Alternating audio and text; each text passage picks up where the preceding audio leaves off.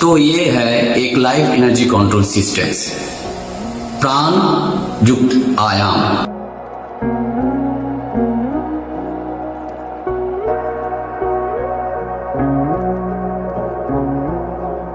नमस्ते, मैं हूं जोगी सोमेश्वर जी। आज आपको बताने जा रहा हूं एक सिंपल और सेफ प्राणायाम प्रैक्टिस, जिससे आप अपने एनर्जी को फोकस कर पाएंगे, मन के अंदर शांति दोनों ही बढ़ा पाएंगे। प्राणायाम सिर्फ एक ब्रीदिंग टेक्निक नहीं है, इसका अर्थ होता है प्राणों का संयम।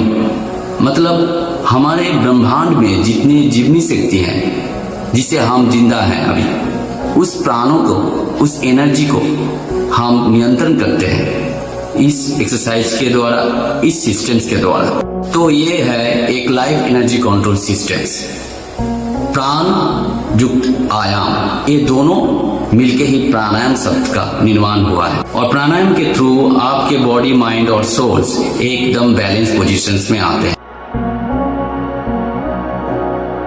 बिगिनर के लिए प्राणायाम करने का बहुत सारे बेनिफिट्स हैं। इम्यून सिस्टम स्ट्रांग होता है, माइंड शार्प और फोकस होता है, स्लीप क्वालिटी एकदम इंप्रूव हो जाता है, आपके बॉडी में ऑक्सीजन लेवल्स बढ़ जाता है। प्राण और अपान वायु का जब संयोग घटते हैं तभी प्राणायाम होते हैं। आज आपके साथ शेयर करूंगा 3 सिंपल स्टेज ऑफ प्राणायाम: पूरक, कुंभक और रेचक। जब सांस लेते हुए बाहर के डिवाइन एनर्जी को हमारे शरीर में ले आते हैं, तब उसको कहा जाता है पूरक। और जब इसको हम धारण करते हैं अपने शरीर में, उसको कुंभक कहा जाता है।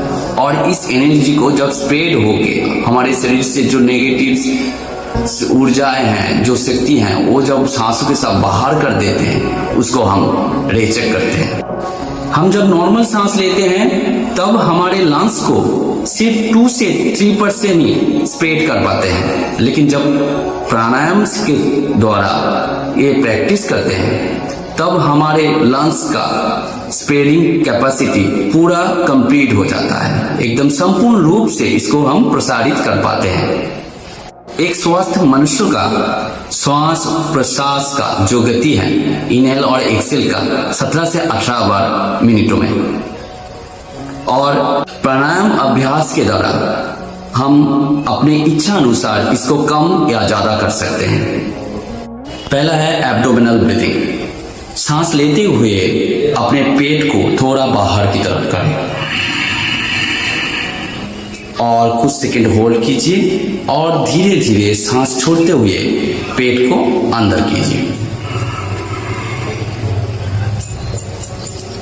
ये हुआ आपका एब्डोमिनल ब्रीथिंग, के बॉडी के लोअर चक्रस को एक्टिवेट करता है। और सेकंड है चेस्ट ब्रीथिंग। अभी सांस लेते हुए अपने चेस्ट को एक्सपैंड कीजिए और अपने हार्ट में प्राणिक एनर्जी को फ्लो कीजिए। कुछ सेकंड होल्ड कीजिए और धीरे धीरे छोड़ते हुए नॉर्मल फिर से हो जाएंगे। और तीसरा स्टेज है अपर ब्रीथिंग। अभी सांस लेते हुए अपने लंग्स के ऊपर, अपने नेक एरिया, अपने फेस एरिया में पूरा सांस को भर देना है और कुछ सेकंड के लिए होल्ड कीजिए और नॉर्मली इसको धीरे धीरे छोड़ दीजिए। से आपके शास्त्र प्राण शक्ति का ऊर्जा ऊपर की तरफ जाते हैं और आपके शरीर में एक अवेयरनेस बिल्ड करता है। अभी ये तीनों क्रम को एक साथ प्रैक्टिस करेंगे और होल्डिंग एक ही रखेंगे, 3 नहीं रखेंगे। तो प्रैक्टिस चालू करते हैं। पहले गहरी सांस लेना है, पेट बाहर आएगा, उसके बाद आपके चेस्ट, उसके बाद पूरा आपके फेस रीजन्स आपके ब्रेन में पूरा भर जाएगा।